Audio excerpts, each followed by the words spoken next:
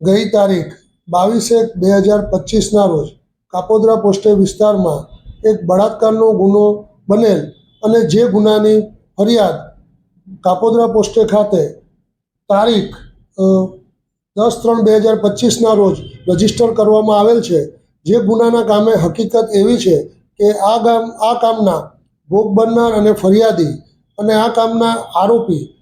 જેઓનું નામ ભરતભાઈ કડવાભાઈ કુંજળિયા રહેવાસી સરખા તાલુકો ધારી જિલ્લે અમરેલીનાઓ જેઓ મામા ફોઈના સગા થતા હોય અને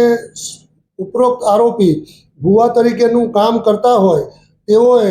ધાર્મિક વિધિ કરવાના બહાને ભોગ બનનારને રૂમમાં એકલા રાખી તેઓની સાથે બળજબરી કરી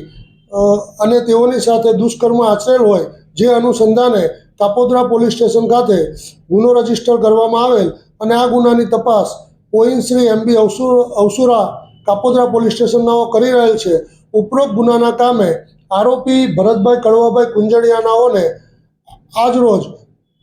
ધરપકડ કરવામાં આવેલ છે અને હાલ તેઓ પોલીસ કસ્ટડીમાં છે।